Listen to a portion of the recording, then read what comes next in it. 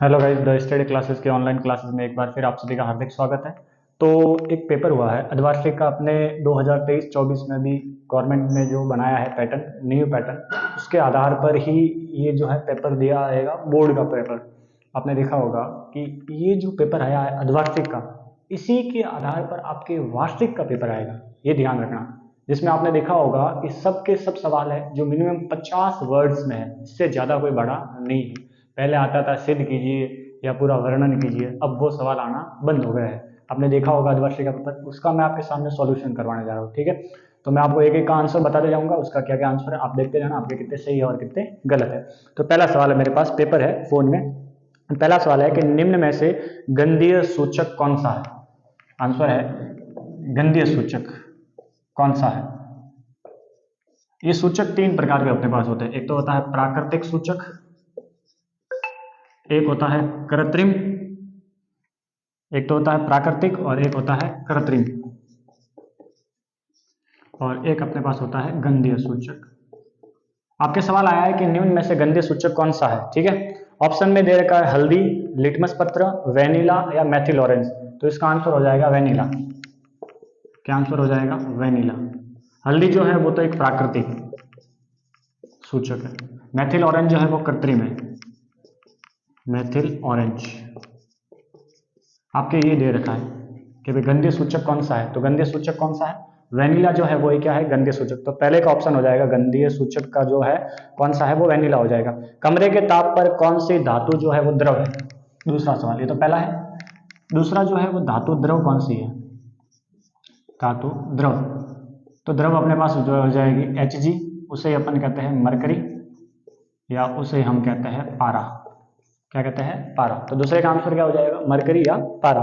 तीसरा सवाल है कि धातु की अम्ल के साथ अभिक्रिया से कौन सी गैस निकलती है। कोई भी एक धातु लो, धातु, ये मैंने धातु ली और उस धातु की मैंने अम्ल के साथ अभिक्रिया करवा दी, तो क्या बढ़ेगा वो अपने को बताना है।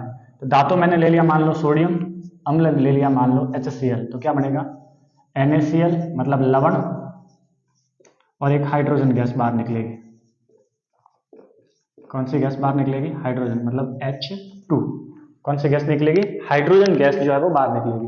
तो तीसरे का आंसर क्या हो जाएगा अपने पास में? Hydrogen gas. क्या हो जाएगा? हाइड्रोजन गैस, ठीक है। आगे बढ़ते हैं। आगे बढ़ने पर सवाल आपके पास में दे रखा है, अगला वाला सवाल है कि स्वपोषी पोषण के लिए क्या आवश्यक है। इसमें कहा है कि स्वपोषी पोषण, तो स्वपोषी पोषण के लिए क्या आवश्यक है। स्वपोषी पोषण का मतलब है कि वे जीव जो अपना भोजन क्या बनाते हैं? स्वयं बनाते हैं, तो उन्हें हम ऑटोट्रॉपिक भी कहते हैं। ऑटोट्रॉपिक। हरे पेड़ पौधे जो होते हो, अब उनके लिए क्या आवश्यक है? अब इसमें दे रखा है, ऑप्शन में दे रखा है कार्बन डाइऑक्साइड और जल, और दे रखा है इसमें सूर्य प्रकाश, और दे रखा है इसमें क्लोरोफिल। क्या दे रखा है? क्लोरोफिल। तो तीनों होंगे, मतलब ऑप्शन हो जाएगा उपरोक्त सभी। ये सभी आवश्यक है। एक स्वपोषी पोषण के लिए क्लोरोफिल भी आवश्यक है। क्लोरोफिल क्या करता है? सूर्य के प्रकाश का अवशोषण करता है। प्रकाश संश्लेषण के लिए सूर्य का प्रकाश आवश्यक है, और कार्बन डाइऑक्साइड और जल की भी आवश्यकता होती है। ये अपने देख लिया, तो इसका आंसर हो जाएगा उपरोक्त सभी। पांचवा सवाल, ये चौथा सवाल था, ठीक है। पांचवा सवाल आपके पास में दे रखा है कि भाई मानव शरीर में शर्करा को नियंत्रण कौन करता है। शर्करा है, इस शर्करा का मतलब, ये शर्करा है, इसका मतलब होता है मीठा, इसी को कहते हैं अपन ग्लूकोज। क्या कहते हैं? ग्लूकोज। कह रहे हैं कि भाई रक्त में ग्लूकोज होता है। अब रक्त में जो ग्लूकोज होता है उसको ले जाने का काम कौन करता है? तो रक्त में से जो ग्लूकोज होता है उसको ले जाने का काम करता है इंसुलिन। और मैंने आपको बताया था कोशिका का एक स्टेशन है जिसे अपन कहते हैं रिसेप्टर, और इंसुलिन हार्मोन जो है वो अपन रक्त नलिका से कहाँ ले जाता है? रिसेप्टर तक ले जाता है, और वहां पर जाके क्या बनती है? ऊर्जा बनती है। क्या बनती है? ऊर्जा। तो उसको ले जाने के लिए कोई काम करता है, तो वो कौन काम करता है? Insulin hormone. ये इंसुलिन हार्मोन अगर ग्लूकोज को लेकर नहीं जाएगा तो उनके अंदर रोग हो जाएगा, जिसे अपन कहते हैं डायबिटीज मेलिटस, DM, या अपन कहते हैं हिंदी में कहते हैं उसको मधुमेह रोग। आपने देखा होगा, उसी को कहते हैं मधुमेह रोग। ये किसके कारण होता है? इंसुलिन की कमी के कारण। अब इंसुलिन नहीं होगा तो शर्करा को रक्त से ले नहीं जाएगा, शर्करा में रक्त की मात्रा बढ़ जाएगी। आपने देखा होगा मधुमेह रोगियों का जो टेस्ट होता है ना, वो टेस्ट किया जाता है, उसके जो यूरिन होता है उससे टेस्ट करते हैं, मूत्र लेते हैं और उसमें देखते हैं कि भाई ग्लूकोज है कि नहीं। रिपोर्ट में भी आता है कि ग्लूकोज इज एब्सेंट या ग्लूकोज प्रेजेंट। एब्सेंट है इसका मतलब मधुमेह नहीं है, प्रेजेंट है इसका मतलब उसको मधुमेह है। तो ग्लूकोज को कोई ले जाने का काम करता है तो वो कौन करता है? Insulin hormone. ठीक है, नेक्स्ट सवाल दे रखा है कि दो तंत्रिकाओं के मध्य रिक्त स्थान, दो तंत्रिकाएं दी हुई है और उन तंत्रिकाओं के बीच में रिक्त स्थान, मैंने आपको पहले ही बताया था, ये मान लो अपने पास में तंत्रिका है, बॉक्स बने हुए हैं ये, और ये अंतिम शिरा है उसका तंत्रिका का, मैंने आपको पढ़ाया भी था, और ये अपने है जो आगे वाला हिस्सा है ये ऐसा, इसे तो अपन कह रहे थे ध्रुमिका, बीच में होता है केंद्र, यहां से यहां तक आपने देखा, इसे कहते हैं तंत्रिकाक्ष, और इन तंत्रिकाक्ष के बीच में ये जो रिक्त स्थान दिख रहा है आपको, ये वाला, ये जो तंत्रिकाओं के बीच में ये जो आपको रिक्त स्थान दिख रहा है, इस रिक्त स्थान को कहते हैं सिनेप्स। क्या कहते हैं? सिनेप्स। और ये जो सिनेप्स है इसमें NaCl भरा होता है, लवण, इसीलिए आपने देखा होगा पसीना जो होता है वो क्या होता है, थोड़ा आपने देखा होगा पसीना खट्टा होता है, यहाँ पे आपने देखा होगा ये नमक के जैसा होता है। ठीक है, नेक्स्ट सवाल है, नेक्स्ट सवाल दे रखा है इसमें, अगला वाला सवाल है कि किसी लेंस की फोकस दूरी एवं वक्रता त्रिज्या में संबंध, मतलब एक तो वो पूछ रहा है फोकस दूरी और एक पूछ रहा है वक्रता त्रिज्या, इन दोनों में आपको संबंध बताना है।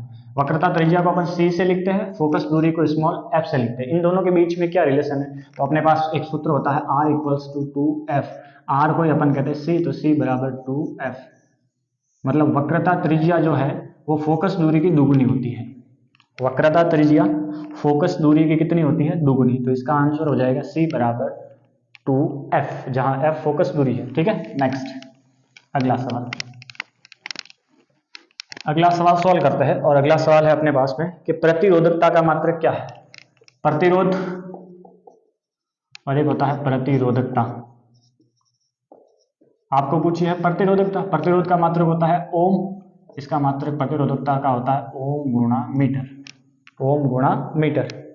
फिर अपने पास दे रखा है कि वाहनों के अग्रदीप हेडलाइट, आगे जो लाइट होती है उन लाइट में कौन सा दर्पण प्रयुक्त होता है? तो ध्यान रखना, जो फ्रंट वाला कांच है या जो आगे का जो आपने हेडलाइट कह रहे हैं, हेडलाइट में अवतल दर्पण का उपयोग होता है। कौन सा दर्पण होता है? अवतल दर्पण। ये प्रकाश को फैलाता है, ये प्रकाश को क्या करता है? फैलाता है, तभी तो आपने देखा होगा उजाला होता है, ये प्रकाश को क्या करता है? फैलाता है। तो कौन सा दर्पण है? अवतल दर्पण। तो इसका आंसर क्या हो जाएगा? अवतल दर्पण। ओजोन परत के विघटन के लिए कौन उत्तरदायी है? CFC, CFC ओजोन परत विघटन, ओजोन परत विघटन, इसे अपन कहते हैं क्लोरोफ्लोरोकार्बन, क्लोरोफ्लोरो और कार्बन, इसे क्या कहते हैं अपन? क्लोरोफ्लोरोकार्बन। ये अपना सवाल नंबर है 10।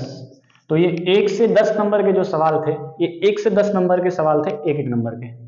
ठीक है, अब हम भाग ब करते हैं, जो अति लघुरात्मक में, उसमें थोड़ा सा बड़ा रूप है।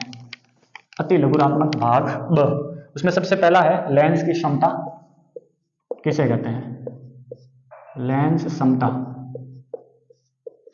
किसे कहते हैं? लेंस की जो क्षमता है वो किसे कहते हैं? और इसका पूछा है मात्रक, किसे कहते हैं और इसका मात्रक। लेंस की क्षमता सिंपल है, P बराबर होता है 1/f, 10वें पार्ट में मैंने आपको पढ़ाया था, जहां P तो होता है क्षमता, F होती है दूरी, फोकस दूरी। ठीक है, तो फोकस दूरी का जो व्युत्क्रम है उसे अपन कहते हैं लेंस की क्षमता, मगर फोकस दूरी का व्युत्क्रम जो है उसे अपन कहते हैं लेंस की क्षमता, और उसको जो मापने वाला जो मात्रक है उसे कहते हैं डायोप्टर। क्या कहते हैं? डायोप्टर। ठीक है, तो क्या आंसर हो जाएगा?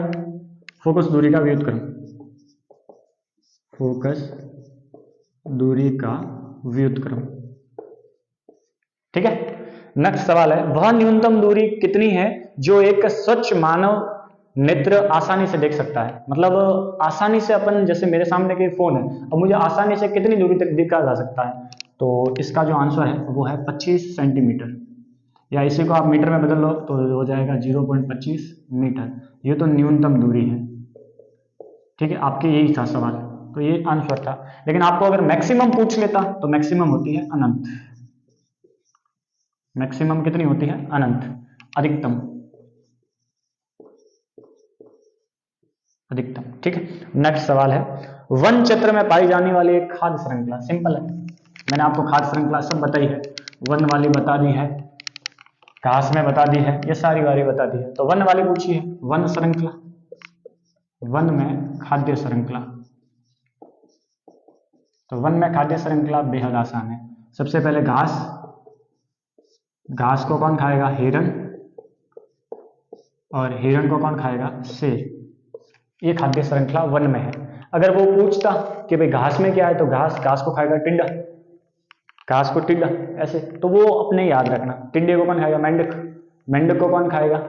चील वील जो है वो खाएंगे, ये याद रखना। तो अपने को जो पूछिए वो वन में पूछिए, तो घास, हिरण और शेर। ठीक है, नेक्स्ट सवाल है अपने पास में, कचरा निपटान की समस्या को कम करने के दो सुझाव। कचरा निपटान, कचरा निपटान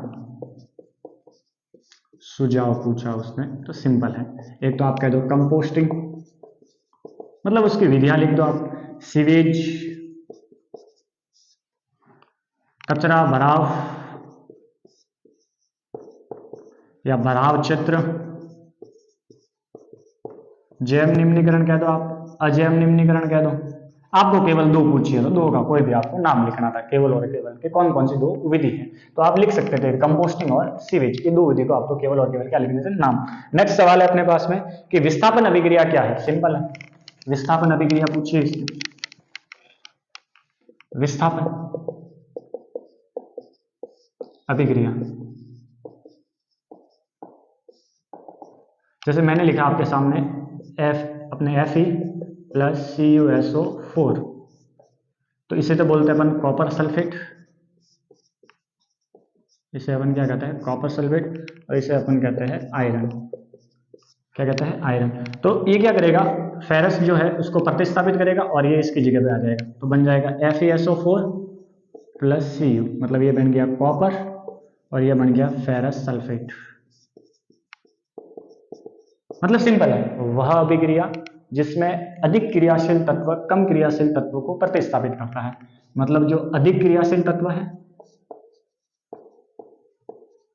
क्रियाशील तत्व कम क्रियाशील तत्व को प्रतिस्थापित करता है, मतलब जैसे दो आदमी को लड़ाओ, एक शक्तिशाली और एक कम शक्तिशाली, दोनों को लड़ाओ, कौन जीतेगा? ताकतवर, सीधी सी बात है। तो इसमें जो फेरस है वो कॉपर की तुलना में अधिक अभिक्रियाशीलता है। यहाँ पर एक नियम भी लागू होता है जिसे अपन कहते हैं सक्रियता श्रेणी। आपने अगर धातु अधातु में पढ़ी होगी सक्रियता श्रेणी, तो ये थोड़ा अधिक अभिक्रियाशील है। कौन? Fe। इसीलिए कम क्रियाशील तत्व कौन सा है? कॉपर, उसको क्या कर देता है? प्रतिस्थापित कर देता है। ठीक है, ये उसको क्या कर देता है? प्रतिस्थापित। इसके लिए वो उसको क्या कर देता है? अपने स्थान से हटा देता है। ये अभिक्रिया जो है वही क्या कहलाती है? प्रतिस्थापन अभिक्रिया। नेक्स्ट सवाल है, विरंजक चूर्ण का सूत्र और एक उपयोग। विरंजक चूर्ण, तो विरंजक चूर्ण, इसी का दूसरा नाम है कैल्शियम ऑक्सी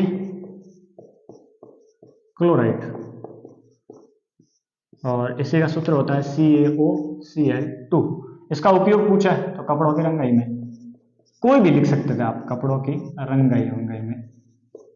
ठीक है, ये जल को शुद्ध करने में भी कर सकते हैं आप, जो भी है। एक आंसर आपको लिखना था, एक उपयोग लिखना था। प्लास्टर ऑफ पेरिस की जल के साथ अभिक्रिया कह रहा है, ये उतार दिया आपने? ठीक है, उतार दो। प्लास्टर ऑफ पेरिस, POP, हाथ वाथ आपने देखा होगा टूट जाता है तो उसके समय लगाते हैं, तो POP मतलब plaster of Paris, plaster of Paris. तो प्लास्टर ऑफ पेरिस का सूत्र होता है CaSO4 हाफ H2O।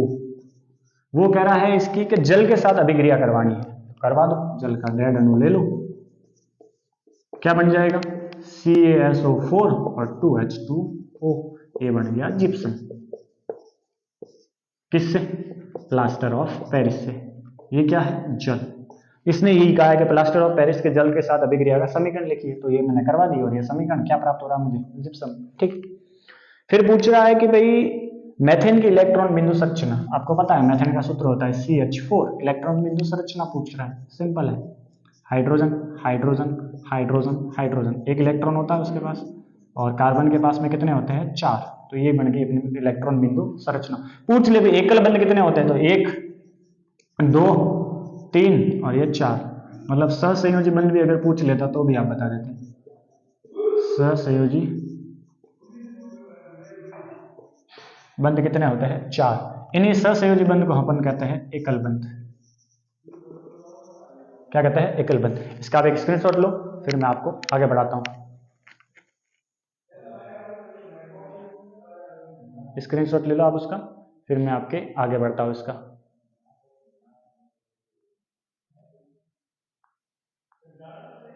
ठीक है, आगे बढ़ते हैं अपन। आगे बढ़ने पर अगला सवाल है नेक्स्ट, मिटा दो उसको। नेक्स्ट सवाल, तो नेक्स्ट सवाल कह रहा है अपने पास में, और नेक्स्ट सवाल है अपने पास में आगे, जिसको अपन कह रहे हैं कि भाई उभयधर्मी ऑक्साइड क्या है और 2 उदाहरण बताने हैं। उभयधर्मी ऑक्साइड, उभयधर्मी ऑक्साइड सिंपल है, कोई ज्यादा बड़ा है नहीं। उभयधर्मी ऑक्साइड का मतलब है धातु ऑक्साइड जो है, इसकी अभिक्रिया आप अम्ल या क्षार के साथ करवा दो।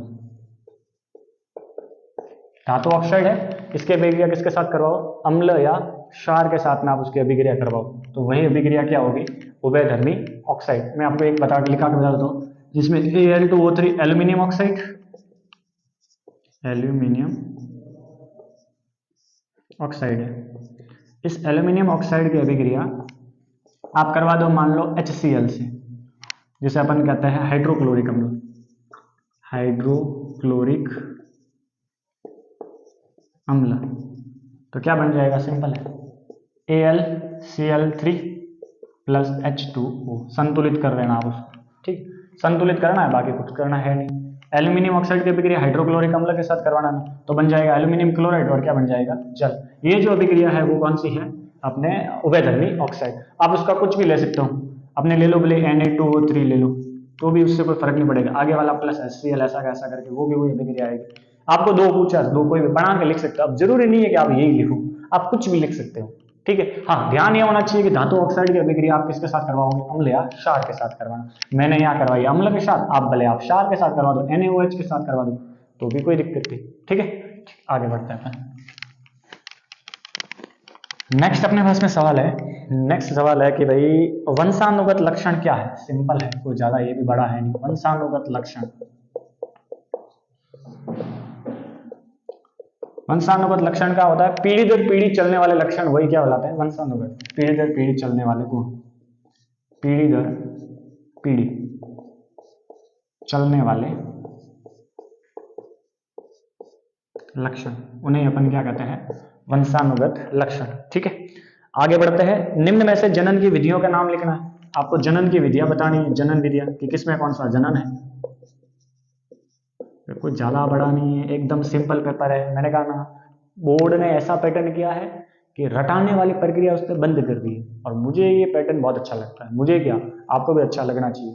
अब इसमें वही मेरिट में आएगा जो अधिक अच्छे से पढ़ेगा, वरना क्या होता था, बच्चे को क्या है, पढ़ाओ पढ़ाओ पढ़ाओ, वे पढ़ते जाओ और उसको किताब रट्टा मारो नहीं। अब बच्चे के माइंड को टेस्ट करके उसका पूरी तरीके से एनालिसिस करके बाद में वो मेरिट में आएगा। और ये कि ये सवाल आपके कंपटीशन में काम आएंगे, तो गवर्नमेंट ने ये अच्छा काम किया है कि कंपटीशन की तैयारी वो अभी से बच्चों को करवा रहे हैं, ठीक है।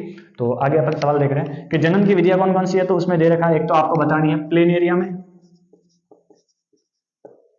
एक आपको बतानी है हाइड्रा में, एक आपको बतानी है ब्रायोफिल्म में। 3 में आपको जनन की विधियां बतानी है। तो प्लेन एरिया में तो सिंपल है, पुनर्रुद्ध भवन, हाइड्रा में मुकुलन, और इसमें पाई जाएगी अपने पास में कायिक प्रवर्तक। एक पत्ती है ये, ठीक है, कायिक प्रवर्तक। सिंपल है, तीनों के तीनों अलैंगिक जनन है, तीनों के तीनों क्या है, अलैंगिक। आप इसमें आलू भी ले सकते हो, ब्रायोफिल्म में आप आलू भी ले लो, उससे कोई फर्क नहीं पड़ता, ठीक है। तो कायिक प्रवर्तक वाला ये तीनों के तीनों कौन सी है, अलैंगिक जनन, ठीक है। 3 ही प्रकार के होते हैं अलैंगिक जनन। वैसे तो देखो, अब कोई जैसे मैंने एक बार बच्चों को पढ़ाया कि सर अलैंगिक जनन तो 3 प्रकार के होते हैं, विखंडन, कायिक और मुकुलन। फिर बच्चा कहता है नहीं सर 6 प्रकार के होते हैं। 6 नहीं 7 भी होते हैं, लेकिन वो उसकी विधियां हैं, ठीक है ना। तो विधियां अलग है और प्रकार अलग होते हैं, ठीक है, विधियां अलग होती है और प्रकार अलग होते हैं, ये आप समझदार होते ना। तो आगे बढ़ते हैं, इसको मिटा देता हूं मैं, ठीक है, आगे देखते हैं। अगला सवाल है कि आयताकार कांच की झिल्ली द्वारा प्रकाश का अपवर्तन, आयताकार कांच, आयताकार कांच झिल्ली द्वारा प्रकाश का क्या पूछा है इसने, अपवर्तन, अपवर्तन पूछा, परावर्तन नहीं पूछा, अपवर्तन। सिंपल है, ये मान लो मेरे पास में कोई आयताकार झिल्ली है, इस आयताकार झिल्ली में ये अपने मान लो अभिलंब है, मैंने उस पर कोई किरण आपतित की, थोड़े अपने मार्ग से मुड़ गई, ठीक है, और ये किरण जो है वो निर्गत हो गई, लेकिन ये किरण उसके अंदर जाएगी, तो जैसे ही निर्वात चेंज हो जाएगा, अब निर्वात चेंज हो जाएगा तो क्या होगा, अपने मार्ग से थोड़ा क्या हो जाएगी, विचलित हो जाएगी, क्या हो जाएगी, विचलित। ये जो जा रही है इसे तो अपन कहते हैं निर्गत किरण, यहाँ पर कौन बनेगा आई, यहाँ कौन एक और बनेगा कौन, ये भी अभिलंब ले लो, यहाँ भी कौन बनेगा कौन आर ले लो, कोई भी मान लो, कौन मानने में कोई दिक्कत नहीं है। ये किरण जो है वो आपतित किरण है, कौन सी किरण है, आपतित किरण, ये माध्यम फर्स्ट और ये है माध्यम सेकंड, मैं आपको फास्ट बता रहा हूँ, ठीक है, मैं आपको केवल आंसर भी बता रहा हूँ, ये माध्यम सेकंड। ये सिंपल है, इसमें एक बात आपको लिखनी दिखा दी कि भाई आप आपतित किरण और निर्गत किरण, इन दोनों के बीच में जो अंतर है वो समानांतर होते हैं, आपतित किरण एवं निर्गत किरण आपस में समानांतर होती है, मतलब समानांतर से होती है, समानांतर होती है, समानांतर होती है, ये उसका डायग्राम बनाना था, बस केवल और केवल यही करना था, ठीक। इसका स्क्रीनशॉट ले लो, फिर आगे बढ़ते हैं अपन। नेक्स्ट सवाल है इसमें, और नेक्स्ट सवाल आपको दे रखा है, जल के वैद्युत अपघटन की क्रिया को चित्र समझाना है। जल का वैद्युत अपघटन है, सिंपल है, ये आपके पास में कोई मग है और उस मग में दो रॉड डाली हुई है, मग है और मग में क्या डाली हुई है, दो रॉड, इन दो रॉड से दो वायर डाले हुए हैं, और इन वायर से बैटरी प्रवाहित करते हैं धारा, बैटरी से क्या प्रवाहित करते हैं, धारा। एक तो होता है कैथोड और एक होता है एनोड, क्या होता है, एनोड, यहाँ प्लस और यहाँ माइनस, यहाँ से धारा जाएगी और यहाँ धारा इकट्ठा होगी, और इसमें भरा हुआ है पानी, क्या भरा हुआ है, पानी, ये पानी भरा हुआ है, ये मग है अपने पास में, ये अपने पास में क्या है, मग, और एक में तो यहाँ पर हाइड्रोजन गैस इकट्ठा हो रही है और एक में इकट्ठा हो रही है ऑक्सीजन, क्या है, ऑक्सीजन। ये जो छड़ है वो ग्रेफाइट की छड़ है, किसकी छड़ है, ग्रेफाइट की जो है वो क्या है, छड़ है। अब सिंपल है, जैसे ही मैं उसमें विद्युत धारा प्रवाहित करूंगा, मैं मतलब मेरे पास में जो है वो जल है, और जैसे ही मैंने उस पर करंट डाला, विद्युत धारा को अपन लिखते हैं आई से, तो जैसे ही करंट डालूंगा तो हाइड्रोजन अलग और ऑक्सीजन अलग, दो गैस है वो अलग हो जाएगी। मतलब एक तरीके से आप कहो तो ये वियोजन अभिक्रिया का उदाहरण है, वियोजन अभिक्रिया। और वियोजन में भी कौन सी, विद्युत अपघटन वियोजन अभिक्रिया, मतलब विद्युत के द्वारा आयनों का अपघटन करना, वही है विद्युत अपघटन अभिक्रिया। इसमें ये अभिक्रिया है, जल जो है वो टूटता है, वो हाइड्रोजन और ऑक्सीजन में टूटता है, ठीक है। ये जो है ये अगला वाला सवाल है, इसका आंसर है कि विद्युत अपघटन का चित्र बनाना, ये उसका क्या है, चित्र है। आगे बढ़े, मिटा देता हूं मैं इसको, ठीक। वियोजन अभिक्रिया बहुत प्रकार की होती है, प्रकाशीय वियोजन होती है, अवक्षेपण अभिक्रिया होती है, उनमें से है। अगला सवाल है कि धावन सोडा व बेकिंग सोडे के दो उपयोग लिखने हैं। धावन सोडा और एक अपने पास है बेकिंग सोडा, Na2CO3 10H2O और NaHCO3, सोडियम बाइकार्बोनेट और सोडियम कार्बोनेट, धोने में काम आता है, घरों की साफ सफाई में काम आता है, एक तो धोने में और एक घरों की साफ सफाई में। बेकिंग सोडा एक तो खाने में, एक अपचायक के रूप में, मतलब एंटासिड क्षार के रूप में उसका उपयोग करते हैं, एंटासिड क्षार। अगर आपके अंदर HCl की मात्रा बढ़ गई है तो उसकी मात्रा को ये क्या कर देता है, कम करता है। इनो विनो आपने नाम सुना होगा, तो इनो का ये बेकिंग सोडा वाली है। एक दो उपयोग पूछा, दोनों का मैंने दो उपयोग बता दिया। दोहरा रक्त परिसंचरण क्या है, महत्व बताना, सिंपल है, वो ज्यादा हार्ड है नहीं। दोहरा रक्त परिसंचरण, दोहरा रक्त परिसंचरण सिंपल है। मैंने आपको हृदय में बताया था कि मान लो अपने पास में ये है फेफड़ा, फेफड़े से रक्त जाता है हृदय में, हृदय से रक्त जाता है शरीर के अंगों में, शरीर के अंगों में, वापिस अंगों से जाता है हृदय में, हृदय से वापिस जाता है फेफड़ों में। मतलब रक्त का 2 बार हृदय से गुजरना वही कहलाता है दोहरा रक्त परिसंचरण। एक बार हृदय से अपने फेफड़ों से हृदय में, हृदय से शरीर के अंगों में, वापिस हृदय में, वापिस फेफड़ों में, ये जो है वो है दोहरा रक्त परिसंचरण। हृदय में रक्त के प्रवाह में काम आता है, ठीक है, या रक्त को जो शुद्ध करने में काम आता है, या ऊर्जा बनाने में काम आता है, ये उसका महत्व है। कह रहे तो कोई भी आप एक लिख सकते थे। मानव शरीर में निषेचन कहाँ होता है, तो सिंपल है, निषेचन मानव शरीर में महिला में होता है, ध्यान रखना, पुरुष में करना मत, पुरुष में निषेचन नहीं होता है। निषेचन के 2 प्रकार के होते हैं, एक होता है आंतरिक, एक होता है बाह्य। तो गलती से मत करना कि पुरुष में भी होता है, कि कहाँ होता है, कि शुक्र वाहिका में होता है, ये गलती से मत करना। ये पूछ रहा है निषेचन मतलब बच्चे को जन्म कौन देता है।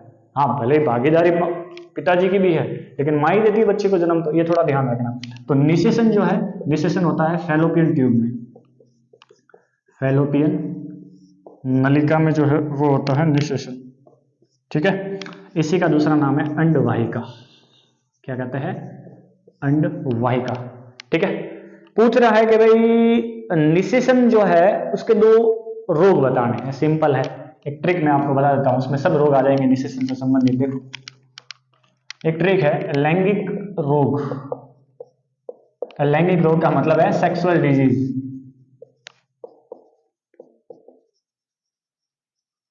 तो सेक्सुअल डिजीज में एक मैं आपको ट्रिक बता देता हूं, उसमें से 2 लिखने थे। Goal two sexual contact safe तरीके से करना, सेफ तरीके से करना, वरना एड्स व हेपेटाइटिस हो जाएगा।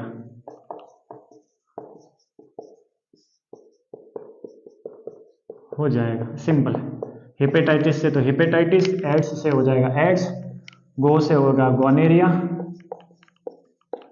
लू से हो जाएगा ल्यूकेमिया, और सेफ से हो जाएगा सिफिलिस। ये थोड़ा याद रखना था आपको, ठीक है। 2 लिखने थे आपको सब। स्नेल का नियम, यदि किसी अवतल दर्पण के सामने C व F के बीच में वस्तु रखी, मिटा देता हूं, ठीक है आपको। आगे पूछा स्नेल का नियम। स्नेल नियम सिंपल है, स्नेल का नियम, स्नेल नियम का मतलब होता है साइन I बटे साइन R, मतलब आपतन कोण और परावर्तन कोण, म्यू बराबर, जहां म्यू का मतलब होता है अपवर्तनांक। इसी में दूसरा सवाल है कि वस्तु रखी है C व कहां रखी है, F के बीच, F के बीच अवतल दर्पण है, तो प्रतिबिंब कहां बनेगा, तो मैंने आपको बताया हुआ है। ये मान लो कौन सा दर्पण है, अवतल दर्पण। ये है अपना P ध्रुव पोलर, ये है अपना F, और ये है अपना C, और ये मान लो है अनंत पर। मैंने कहा था कभी भी चित्र बनाना है तो उसके लिए 2 कंडीशन होती है। पहली किरण तो डालो, जहां से गुजर रही है वो डिसाइड करेगी F। क्या डिसाइड करेगी, F। दूसरी किरण जहां डाल रहे हो आप वहां से निकालो, और जहां मिलती है वहां पर उसका क्या बनेगा, प्रतिबिंब। ये यहाँ मिल रही है, मतलब कहां बनेगा, C व F के बीच में। अगर वस्तु आपने C व F के बीच में रखी है तो प्रतिबिंब बनेगा C व अनंत के बीच में। C व F के बीच में वस्तु है तो प्रतिबिंब बनेगा, 6 कंडीशन है, बिल्कुल मैंने आपको समझाया हुआ है, अनंत व C के मध्य, या आप कह दो C व अनंत के मध्य, ठीक है। नेक्स्ट सवाल, नेक्स्ट सवाल इसमें दे रखा है आपको कि भाई चुंबक के चारों तरफ उत्पन्न चुंबकीय बल रेखा एक दूसरे को प्रतिच्छेद क्यों नहीं करती है। कि भाई चुंबकीय बल रेखा जो है वो एक दूसरे को जो है वो प्रतिच्छेद नहीं करती है, क्यों नहीं करती है, सिंपल है। ये अपना चुंबक है, एक है N, एक है S, ये चुंबकीय बल रेखा है। ये क्या है, चुंबकीय बल रेखा। अभी एक दूसरे को कभी नहीं काटेगी, क्यों नहीं काटेगी, क्योंकि अगर ये काटेगी तो उसकी 2 दिशाएं होगी, और 2 दिशाएं एक साथ असंभव है, इसलिए वो एक दूसरे को कभी काटती नहीं है, ठीक है। नेक्स्ट, विद्युत परिपथ के अवयवों के प्रतीक लिखना है। सबसे पहला है अपने पास में दे रखा है, इसने पूछा है कुंजी। कुंजी तो आप कैसे भी लिख लो, ये कुंजी है। या अभी जो नई वाली कुंजी, तो ये भी कुंजी, ये दोनों कुंजी है, ये दोनों के दोनों क्या है, कुंजी। फिर ये कह रहा है कि भाई अपने पास धारा नियंत्रण सिंपल है, प्रतिरोध है, इस प्रतिरोध के ऊपर ऐसे लाइन लगा दूं, धारा नियंत्रण।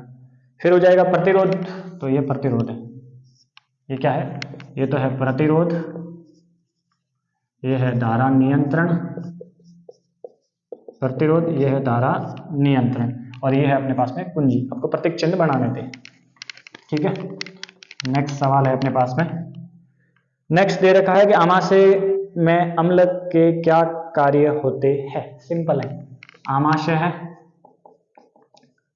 ये अपने पास में आमाशय है, क्या है, आमाशय, और इसमें पाया जाता है HCl।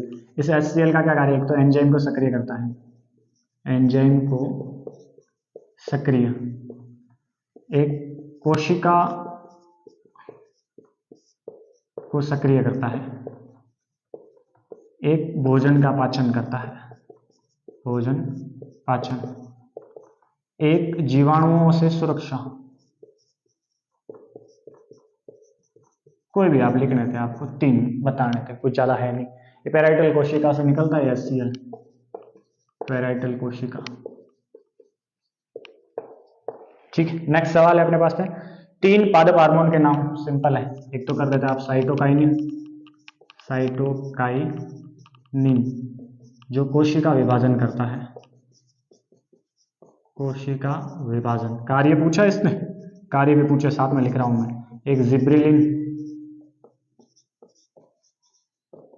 वृद्धि में सहायक है, मुख्य हार्मोन भी इसको कहते हैं। एक ऑक्सिन, ठीक है। मेलिक, मेलिक से तो बहुत सारे मेलिक है, ट्राउमेटिन, घाव भरने में काम आते हैं ये। और अपने पास में आते हैं फ्लोरोजिन,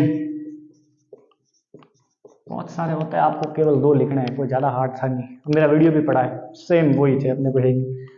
आगे है पीएच स्केल से आप क्या समझते हैं। पीएच स्केल सिंपल है, पीएच स्केल का मतलब है कि जब भाई जो पदार्थ है उनमें अम्ल और क्षार की पहचान करते हैं, और उसी को कहते हैं अपन पीएच स्केल, जहां पर पी जो है उसका मतलब होता है पुषांश। और ये पीएच स्केल देने वाले वैज्ञानिक थे, उनका नाम था सोरेनसन, और 1 से 14 तक इस पर मान अंकित होता है। ऐसी स्केल होती है ये, ऐसी, बीच में होता है उदासीन, इधर होता है क्षार, और इधर होता है अम्ल। 0 से लेकर 14 तक इस पर मान अंकित होता है, ठीक। ये पीएच स्केल है। नेक्स्ट अपने पास में जो है वो सवाल देखते हैं अपन, और नेक्स्ट सवाल क्या कह रहा है।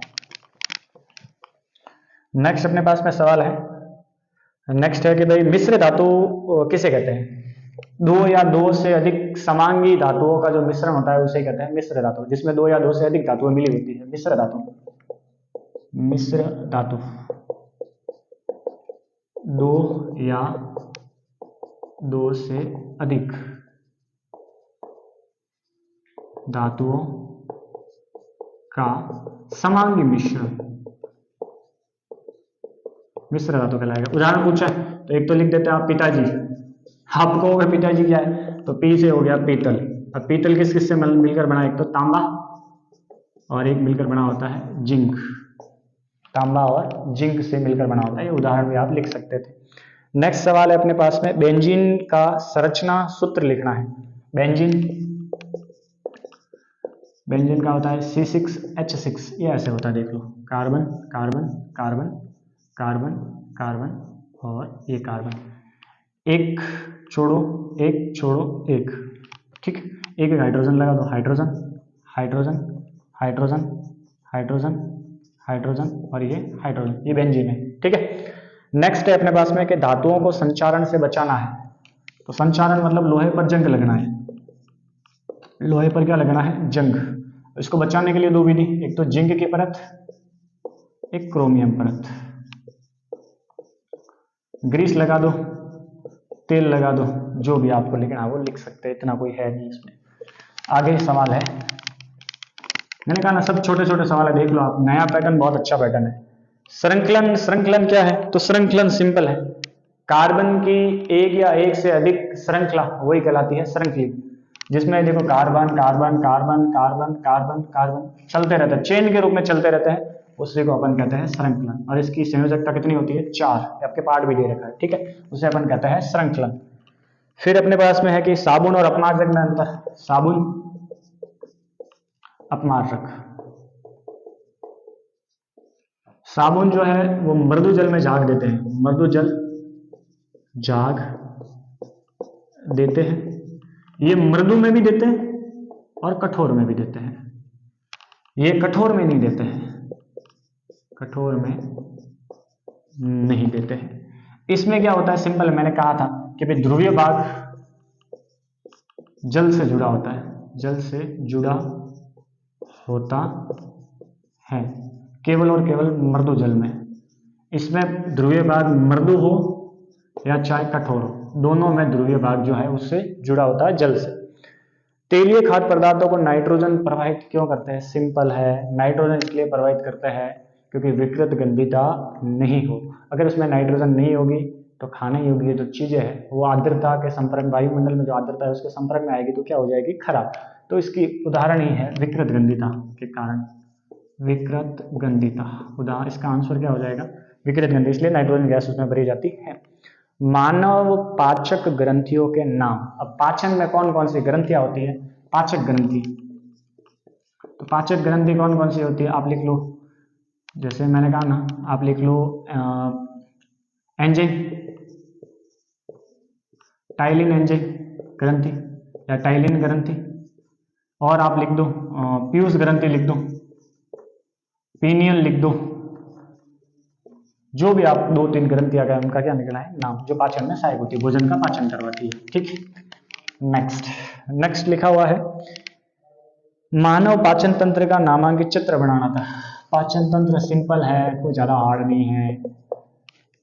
ये यहाँ से स्टार्ट करते हैं अपन, यहाँ से ये ऐसे लेते ऐसे लेते ऐसे लेते और ये ऐसे लेते हैं, और ये मैंने तो रफ बनाया है। इसे कहते हैं अग्नाशय ग्रंथि। देखो ये भी एक ग्रंथि है जो पाचन में सहायक है। इसे कहते हैं गुदा छिद्र। यहां से यहां तक होती है उसे कहते हैं बड़ी आंत। यहां से यहां तक जो होती है इसे कहते हैं छोटी आंत। इसे अपन कहते हैं मुख छिद्र। इसे अपन कहते हैं मुख गुहा। इसे अपन कहते हैं आमाशय। वैसे बहुत बड़ा, हाँ ध्यान रखना है, ये ग्रास नली, ये सब बहुत बड़ा है। इसमें भी ये 3 कोशिकाओं से मिलकर बना होता है, पैराइटल, पेप्टिक और श्लेष्मा। और भाई साहब इसके भी 3 भाग होते हैं, ठीक है ना, इसके भी 3 भाग होते हैं, ग्रहणी, जेजुनम, डेडुनम, इसके भी 3 भाग होते हैं। मैंने आपको रफली बताया है, ठीक। तो ये अपने पाचन तंत्र का डायग्राम है। खाली डायग्राम पूछा है, लिखने का नहीं पूछा, तो लिखने की कोई जरूरत भी आपको नहीं थी, ठीक। नेक्स्ट सवाल है मानव नर हार्मोन का नाम। मानव नर हार्मोन में होता है टेस्टोस्टेरोन। टेस्टोस्टेरोन कार्य, दाढ़ी मूछ वगैरह ये जो होते हैं इन्हीं के कारण होते हैं। एक कार्य लिखना था, जितना कहे उतना ही लिखना, आपने ज्यादा एक्स्ट्रा उसको अपना ज्ञान ढोड़ना नहीं है। पीतरस की पाचन में भूमिका। पीतरस जो है वो यकृत में पाया जाता है और वसा का पाचन करता है, वसा का पाचन। और वसा का जो पाचन है इसे कहता है पाइचीकरण। क्या कहता है? पाइचीकरण। मैंने आपको पढ़ाया हुआ, वीडियो भी पढ़ा यूट्यूब पे। मादा जनन तंत्र का नामांकित चित्र बताना है। मादा जनन तंत्र सिंपल है,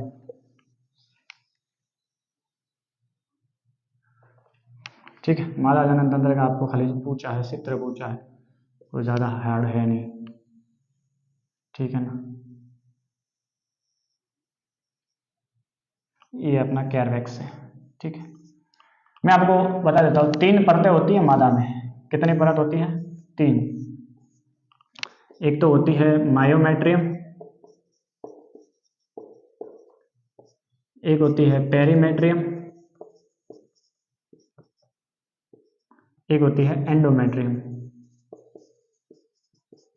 यहाँ अंडा होता है, अंडाशय है, इसे कहते हैं फैलोपियन ट्यूब नली, जिसे आप अंडवाहिका भी कह सकते हैं। ये बच्चेदानी का मुंह है, ये वेजाइना है जिसे अपन हिंदी में कहते हैं योनि है, ठीक है। और एक सिंपल को ज्यादा है, ठीक है। यहाँ से शुक्राणु जाएंगे, यहाँ पर निषेचन की क्रिया होगी, बच्चा बनेगा और सीधा आंतरिक तरह से जुड़ जाएगा, ठीक है। ये हमारा जनन तंत्र है। आगे बढ़ते हैं। खाली चित्र पूछा है, इसका भी आपको कोई ज्यादा डीपली लिखने की जरूरत नहीं थी। फिर पूछा है कि भाई, इसने पूछा है कि मानव में नवजात बच्चे के लिंग का निर्धारण, मतलब लिंग निर्धारण करना है। किसका निर्धारण करना है? लिंग निर्धारण। लिंग निर्धारण कोई ज्यादा बड़ा नहीं है, नर मादा। मादा में होता है एक्स एक्स प्लस 44, इसमें होता है एक्स वाई प्लस 44। ये गुणसूत्र है। क्या है? गुणसूत्र। यहां से आया, मान लो सेक्सुअल कांटेक्ट किया था एक्स, तो यहां से भी है एक्स, तो बनेगी लड़की। यहां से आया मान लो एक्स, यहां से आया वाई, और यहां से मान लो आया एक्स, तो बनेगा लड़का। क्या करवाओ? संकरण, क्रॉस करवाओ, क्रॉस, सेक्सुअल कांटेक्ट करवाओ। ये लिंग निर्धारण विधि का चित्र है, लेकिन आ रहा उसमें कुछ ज्यादा है नहीं। ठीक है, आगे देखते हैं अपन। मानव नेत्र की संरचना, मानव नेत्र की संरचना पूछी है, कोई ज्यादा बड़ा है नहीं, सिंपल सिंपल सिंपल। इतना सिंपल कोई पेपर पूछता है क्या? उसको कहो यार थोड़ा टफ बनाए। इतना कोई सिंपल पूछता भी है क्या? Brain, B R A brain, ये तो है ब्रेन। इसके पीछे पाया जाता है अपने नेत्र कोटर, हड्डियों का आवरण। नेत्र कोटर, ये हड्डियों का बना होता है, ये पूरा का पूरा किसका बना होता है? हड्डियों का। इसमें बहुत सारे भाग होते हैं, इसकी भी 3 परत होती है। कितनी लेयर होती है इसकी भी? 3 लेयर होती है। एक तो होती है बाह्य परत, इसके भी 2 भाग। एक तो होता है स्केलरा, जिसे व्हाइट पार्ट कहते हैं, श्वेत, और एक अपने पास में होता है जिसे अपन कहते हैं कॉर्निया। आंतरिक परत, इसके भी 2 भाग होते हैं। एक तो होता है आइरिस, एक होता है सिलियरी बॉडी। Ciliary body. फिर होता है, एक होता है मध्य परत। इस मध्य परत में भी कितने भी प्रकार के जो 2 वापिस होते हैं, एक तो होता है रॉड, एक होता है कौन, जिसे कहते हैं शंकु और कहते हैं सलाका। अंधेरे और रात में देखने में काम आता है। ठीक है, यहां पर नेत्र गोलक होता है, पुतली भी होती है, इसमें द्रव भरा होता है। आगे वाले भाग पर होता है जलीय द्रव, ये जो होता है उसे कहते हैं काचाभ द्रव। अब वहां से बहुत प्रकार है, मैं रफली डायग्राम बता रहा हूँ। ये अपने नेत्र का इसमें थोड़ा बहुत लिखना, मिटा दूं। सब आप देखना, मैंने यूट्यूब पे सब वीडियो डाले हुए, आपको सब वहां उसका आंसर सब मिल जाएगा। नेक्स्ट है दूरदृष्टि दोष का निवारण। दूर दृष्टि दोष मतलब दूर की वस्तु तो दिखेगी, नजदीक की नहीं दिखेगी। तो दूर की दिखेगी, नजदीक नहीं दिखेगी, तो क्या करें? लेंस लगाओ। अब दूर की दिख रही है, नजदीक की नहीं दिख रही, तो उत्तल लेंस लगाओ। कौन सा लेंस लगाओ? उत्तल लेंस। दर्पण मत लिखना, लेंस। क्या लिखोगे? लेंस। नेक्स्ट है अपने पास में मानव नेत्र में समंजन क्षमता। सिंपल है, अपन फोन को जूम करते हैं तो आपने देखा होगा जूम होता है और वापस चिपक भी जाता है, जूम कम हो जाता है। तो जूम करने वाला मतलब फोकस दूरी को नियंत्रण करना, फोकस दूरी को नियंत्रित करना, उसे ही कहते हैं अपन समंजन क्षमता। समंजन क्षमता मतलब फोकस दूरी को क्या करना? नियंत्रण। फोकस दूरी नियंत्रण, इसे अपन कहते हैं समंजन क्षमता। फिर लिखा हुआ है कि भाई इंद्रधनुष के 7 रंगों के नाम। VIBGYOR 1 2 3 4 5 6 और 7। Violet, indigo, blue, green, yellow, orange, red. ठीक है, ये उसके इंद्रधनुष में रंग होते हैं। सबसे अधिक तरंग दैर्घ्य लाल की, सबसे कम वॉलेट बैंगनी रंग की। आगे विद्युत शक्ति क्या है? ऊर्जा का स्थानांतरण। किसमें? विद्युत परिपथ में। तो विद्युत परिपथ में ऊर्जा का स्थानांतरण, इसे ही अपन कहते हैं विद्युत शक्ति। और इसका जो मात्रक होता है वो होता है वॉट। क्या होता है? वॉट। क्या होता है? वॉट। नेक्स्ट अपने पास में लास्ट वाला सवाल है जो अच्छे से करवा देता हूं। लास्ट सवाल, ये गणित का सवाल है। ठीक है, सवाल देखना, आप सुनना। एक विद्युत रेफ्रिजरेटर जिस पर 400 वॉट लिखा है, दिया हुआ 400 वॉट लिखा है, ठीक है, प्रतिदिन 8 घंटे चलाया, प्रतिदिन 8 घंटे चलाया। कितने घंटे चलाया? 8 घंटे। 30 दिनों के लिए बिल की राशि ज्ञात करनी है। 30 दिनों के लिए बिल राशि ये आपको ज्ञात करनी है। प्रति यूनिट दर कितनी दे रखी है? 3 रुपए प्रति यूनिट दर आपको दे रखी है 30 रुपए। ठीक, आपको केवल ज्ञात क्या करना है? 30 दिनों के लिए। सिंपल है, बेहद सिंपल है। शक्ति बराबर अपने पास में दिया हुआ यह है, तो अपने पास में एक सूत्र होता है कि भाई शक्ति गुणा मतलब शक्ति बराबर ऊर्जा गुणा समय। ऊर्जा कितनी है अपने पास में? 400 गुणा समय कितना है? 8 घंटे। कितना है? 8 घंटे। और ये वॉट दे रखा है, तो 832 मतलब 3200 वॉट घंटा। 3200 वॉट घंटा। लेकिन अपने को कितने दिनों के लिए याद करनी है? 30 दिनों के लिए। प्रतिदिन ये थी, अब ये कितने हो प्रतिदिन में? अब कितनी हो रही है? 3200। कितनी हो रही है? 3200 प्रतिदिन। अब 3200 हो रही है, लेकिन कितने दिनों के लिए? 30 दिनों के लिए याद करनी है। तो 3200 गुणा 30, तो कितने हो गए? 3 दूनी 6 और 3 तिया 9 और ये हो गए 3 जीरो। कितने जीरो हो गए? 3 जीरो। वॉट घंटा और दिन ज्ञात करना है। वॉट और ये हो गया घंटा। अब देखो अपने पास में कितने जीरो? 3। तो 1000 को अपन किलो वॉट लिख सकते हैं कि नहीं लिख सकते? तो कितने हो गए? 96 किलो वॉट घंटा 30 दिनों में। तो बिल ज्ञात करना है और एक यूनिट का कितना है? 3 रुपए। तो इतने यूनिट का कितना? ये जो मात्रक आपको दिख रहा है ना, ये यूनिट का मात्रक है। तो अपने पास एक यूनिट के कितने रुपए हैं? 3 रुपए। तो 96 यूनिट के कितने हो जाएंगे? तो 96 गुणा 3 कितने हो गए? 6 तिया 18, 1 9 तिया 27 और 1 28 मतलब 288 रुपए। कितने हो जाएंगे? 96 किलोवाट के लिए कितने हो जाएंगे? 288 रुपए। ये आपका पेपर था अर्धवार्षिक परीक्षा 2023-24 का, गवर्नमेंट का जो पेपर है वो। इसी के आधार पर आपके बोर्ड का पैटर्न आएगा। इस अच्छे से तैयारी करना, ये ध्यान रखना। तो ये हमारी जो आंसर की है, ये 10 स्टडी क्लासेस के आंसर की, इसको आप मिलान करें और देखें कि आपके कितने सवाल एकदम सटीक है, एकदम एनसीईआरटी के ही आंसर है, बाकी का कोई आंसर नहीं है। ठीक है ना?